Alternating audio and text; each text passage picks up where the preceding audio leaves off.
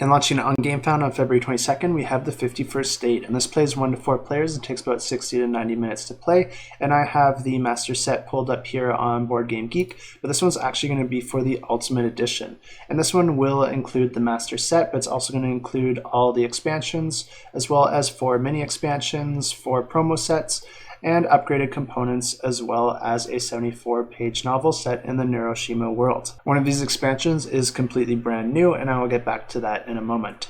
And if you're not familiar with this game, this is a game where players are going to have their own player board with a few basic actions on it, but then players are going to be trying to build out their tableau throughout the game, drafting cards to add to their tableau in order to unlock new abilities and production of different resources. And if you've played games in the past like Fantastic Factories, I think you're going to see a lot of similarities with this game, but this one's going to be a little bit more advanced, and it has been out a lot longer, so there's a lot more modules and different expansions that you can mix in. So if you are a fan of Fantastic Factories, but you'd like to try something a little bit more advanced, I think this one will be a lot of fun. And the way that this game works is that players will be starting with 4 cards, and then they're going to be using those cards later in the game to perform different actions or play them into their tableau in order to generate resources. The game plays over a series of rounds, and each round has 3 phases. First, there's the lookout phase, where a number of cards will be drafted by each of the players depending on player count, and then they get into the production phase, where you'll be able to allocate workers to either your player board or to your cards to generate more resources or additional cards. Unlike Fantastic Factories, this one does not have any dice rolling,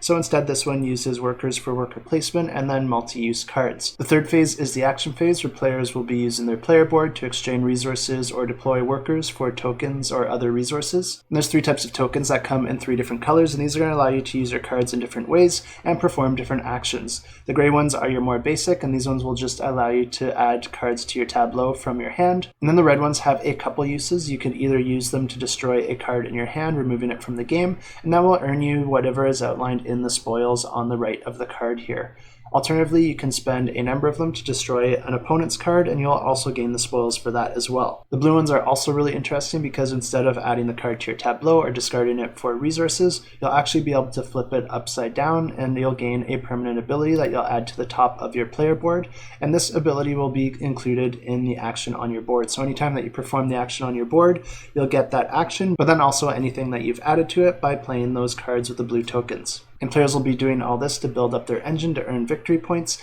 and the first player to reach 25 victory points is going to trigger the last round of the game, and then the player with the most victory points at the end of that round is going to win the game. The new expansion is called the No Man's Land expansion. This is going to add an area control mechanism with an additional board, where players are going to be spending tokens to interact with that board and gain influence in the different regions, because if you're the dominant force in that region, you'll gain some special benefits that will help you throughout the game. So if you're interested in adding more player interaction to this game, this is definitely an expansion that you'll want to check out. And of course, if you are interested in this one, definitely go ahead and subscribe to get notified of its launch, because you'll get an additional faction added to your pledge, all for free.